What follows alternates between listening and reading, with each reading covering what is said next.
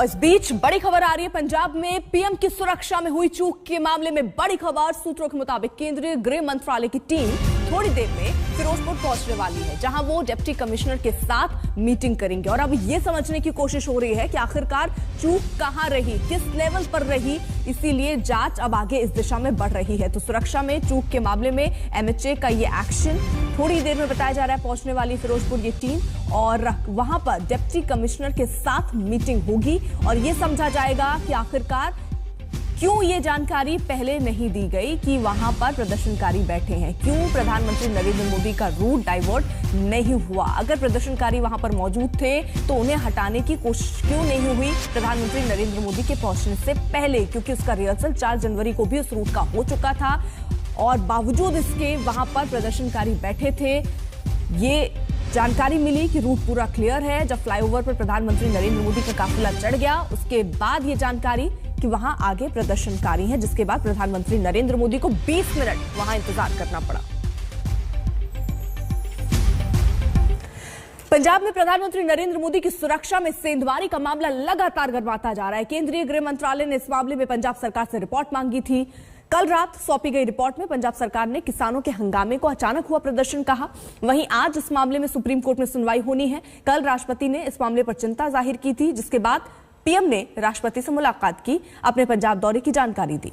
इस मामले को लेकर बीजेपी और कांग्रेस के बीच आरोप प्रत्यारोप की जंग छिड़ी हुई है। पंजाब सरकार और केंद्र सरकार में भी जमकर तनातनी है। केंद्र ने इसे गंभीर मामला बताया तो पंजाब सरकार ने अपनी रिपोर्ट में इसे अचानक हुआ प्रदर्शन कहकर पल्ला झाड़ लिया।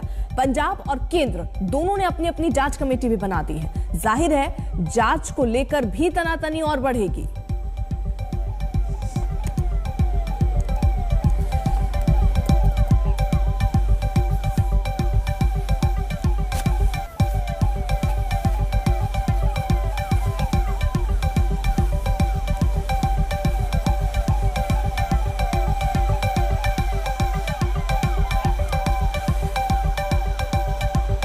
ये क्यों बात चलाई जा रही है कि मैं जान बचाकर आया हूं, जबकि वहां कोई था ही नहीं, खतरा ही नहीं था कोई। वो एरिया बीएसपी के अंडर आता है।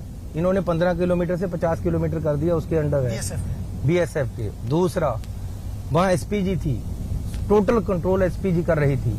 वहां बीएसएफ थी, वहां आईबी थी, इनकी टोटल इंटेलिजेंस टीम थी। जहां प्रधानमंत्री जाते हैं 5 दिन पहले से कब्जा उन्होंने ले लिया था जगह का।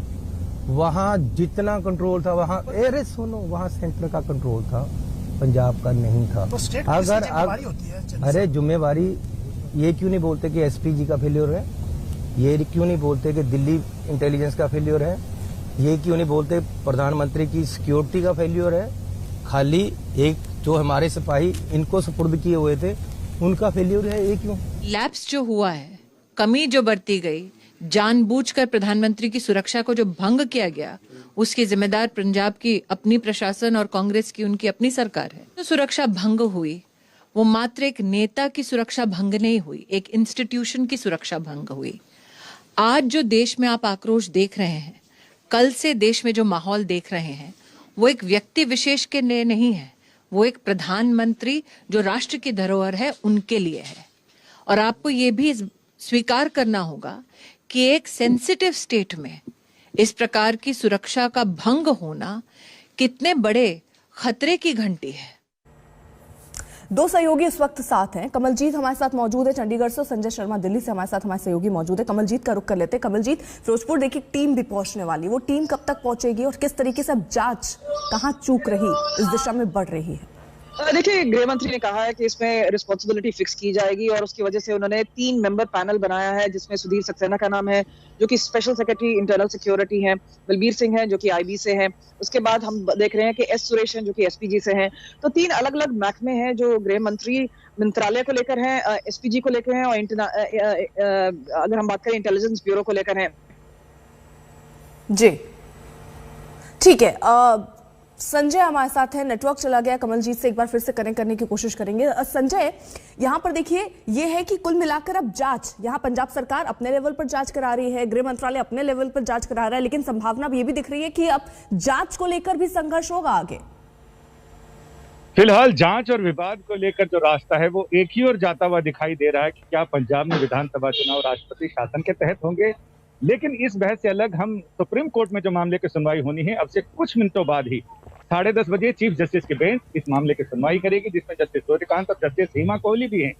याचिकाकर्ताओं से हमारी बात हुई, उन्होंने कहा वो कोर्ट को सारी चीजें बताएंगे। वो ये भी बताएंगे कि किस तरह से पंजाब पुलिस ने प्रधानमंत्री के रूट की बात वहां फ्लाईओवर के आसपास के गांव को लीक की। गांव में लाउड स्पीकर से बाकायदा ऐलान किए गए कि प्रधानमंत्री का रूट लगा है, लिहाजा सारे लोग बड़ी तादाद में वहां फ्लाईओवर पे पहुंचे और प्रधानमंत्री का घेराव करें।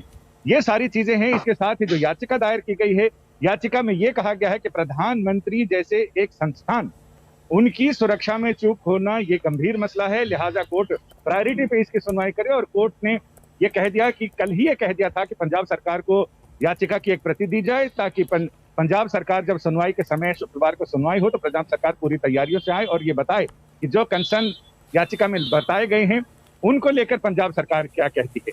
फिलहाल 72 ऐसे पंजाब सरकार के पुराने नौकरशाह, पूर्व नौकरशाह, उन्होंने एक चिट्ठी प्रधानमंत्री, राष्ट्रपति और चीफ जस्टिस ऑफ इंडिया को भी लिखी है।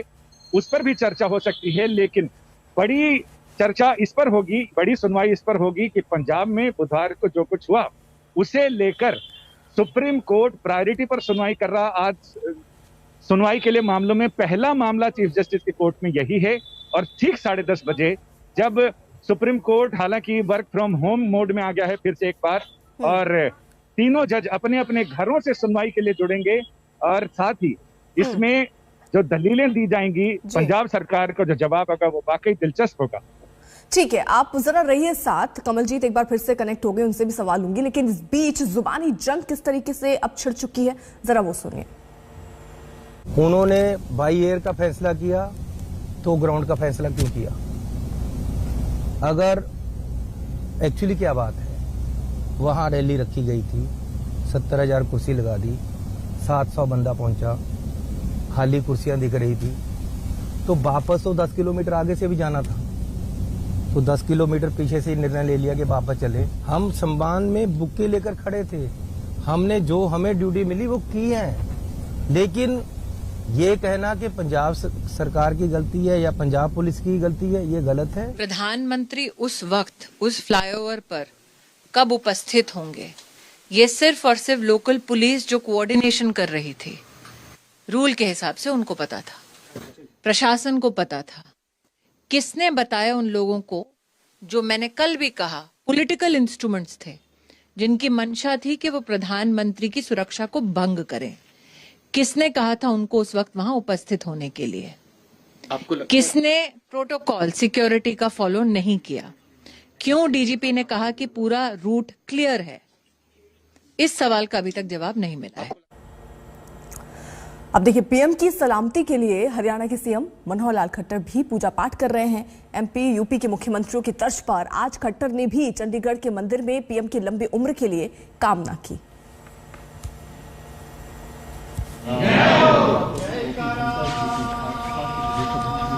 उनकी ओर से क्या कुछ बात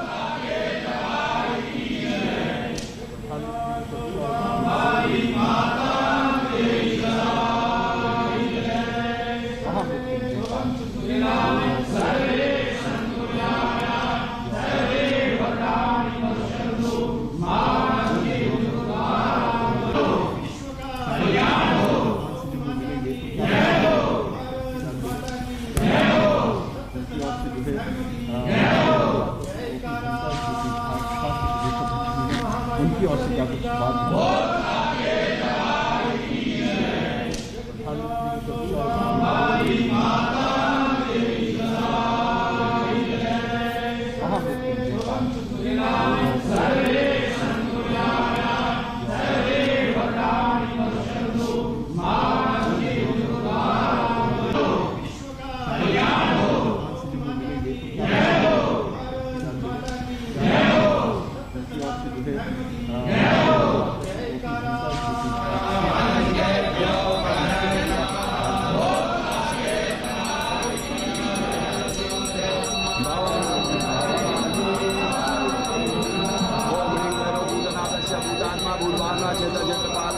तस्वीरें आपके सामने हैं, जहां देखिए हरियाणा के सीएम ने भी पूजा पाठ की प्रधानमंत्री नरेंद्र मोदी की लंबी उम्र के लिए। वहीं शिवराज सिंह चौहान ने भी यहां पर पूजा पाठ की थी और लंबी उम्र की कामना की थी। वहीं योगी आदित्यनाथ भी मंदिर पहुंचे थे उस वक्त जब ये खबर आई थी कि प्रधानमंत्री नरेंद्र मोदी की सुरक्षा में चूक हुई। 20 मिनट उनको फ्लाईओवर पर इंतजार करना पड़ा, उसके बाद यू टर्न करके वहां से वो निकले हैं, जिसके बाद अब देखिए जो मुख्यमंत्री अलग अलग राज्य के वो प्रार्थना कर रहे हैं उनकी लंबी उम्र के लिए।